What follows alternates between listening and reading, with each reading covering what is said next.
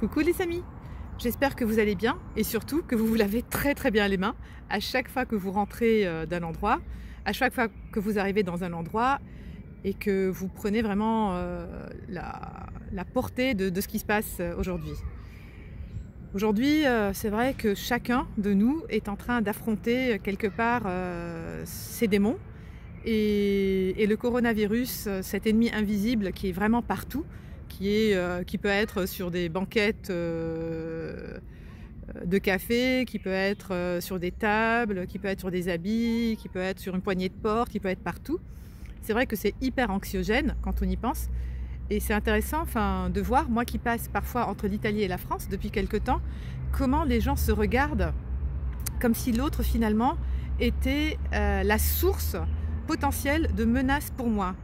Et c'est vrai que ça m'a fait beaucoup réfléchir et voir un peu, voilà, j'ai discuté avec des amis philosophes, des amis médecins, et je me suis renseignée, je me suis documentée parce que c'est vrai qu'on parle beaucoup de coronavirus, on parle beaucoup de ça et je pense que moi j'ai envie de faire ma part des choses et de partager avec vous le fruit de mes réflexions.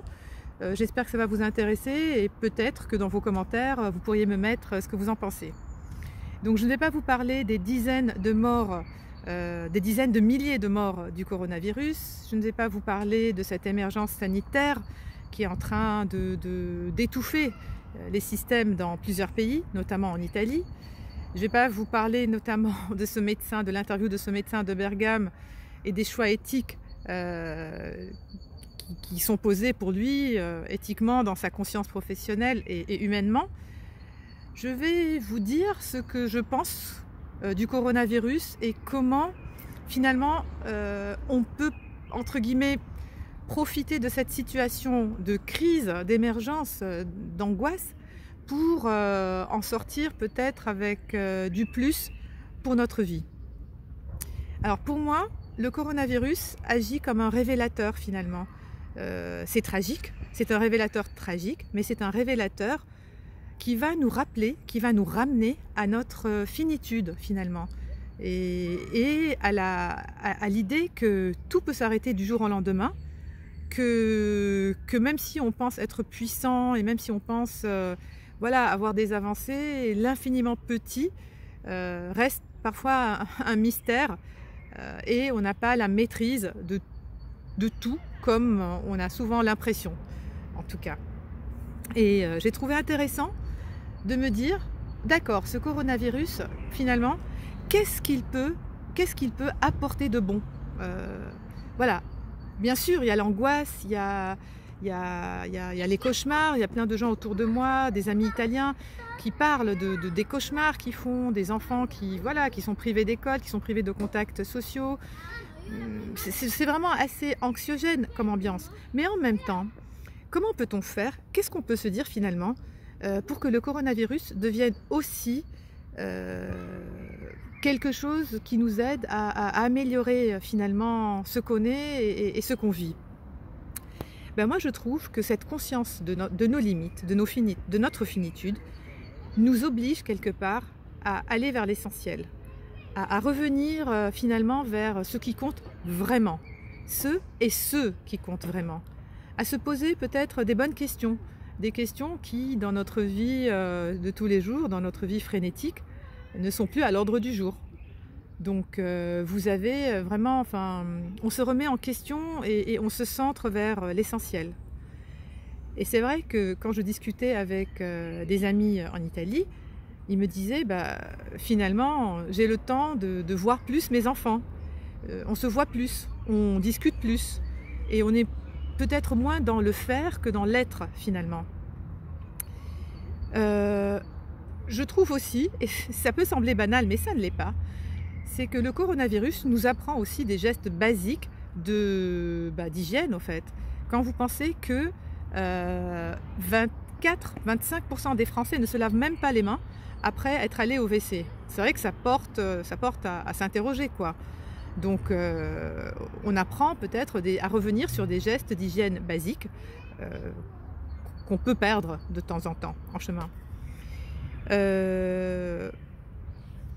Je trouve aussi que c'est intéressant, ça fait une petite trêve pour la Terre, dans le sens où, dans certaines villes où on ne peut plus circuler, eh ben, il y a moins de pollution. En Chine ou à Milan, ou un peu la Terre va quelque part respirer. Si vous pensez qu'il y a eu presque plus de 3000 vols annulés en mars, vous imaginez un peu tout le kérosène en moins que ça va faire. Bien sûr, c'est pas pratique. Bien sûr que même pour moi, c'est hyper contraignant parce que j'avais des choses à faire dans différents pays et je me retrouve vraiment coincée. Mais qu'est-ce que je fais dans ce moment où je suis coincée pour en faire quelque chose de positif, au fait? Je me dis aussi que finalement, ce coronavirus va obliger les entreprises aussi à croire au télétravail, à voir que c'est une vraie valeur, que les gens, quand ils travaillent chez eux, ils ne sont pas en train de se tourner les pouces. Et que même les statistiques montrent que le télétravail est plus efficace finalement que parfois rester en open space. Le coronavirus va également avoir un impact très très fort, je pense. On a dit personnel, sociétal, professionnel, mais je pense aussi politique et économique. C'est-à-dire qu'il va obliger il va obliger l'Europe, les États-Unis et probablement la Chine aussi à revoir le modèle économique. On ne peut pas continuer à dépendre dans notre production de la Chine. Il faut absolument que les entreprises reviennent en Europe ou dans d'autres pays et ne dépendent pas que d'un seul pays. Ça, c'est vraiment quelque chose, je pense qu'on l'a bien compris. Je pense aussi, peut-être l'État va comprendre qu'il va falloir redistribuer le budget de l'État d'une autre manière et privilégier peut-être des secteurs comme la santé qui ont été lourdement impactés, aussi bien en France qu'en Italie. Et finalement, je pense que si on arrive à vraiment tous ensemble déjà respecter les consignes d'hygiène, respecter les consignes de distance entre les personnes, entre guillemets, de rester quand même bienveillants l'un envers l'autre. Même si on a chez nous des gens qui sont malades, ça ne veut pas dire qu'ils sont des pestiférés. Il faut juste prendre les bonnes mesures d'hygiène, mais on peut quand même rester à l'écoute et rester proche sans être dans la proximité qui est menaçante pour nous et pour eux par conséquent. Donc voilà, je voulais simplement positiver un peu en ce moment où les choses sont un peu compliquées pour tout le monde.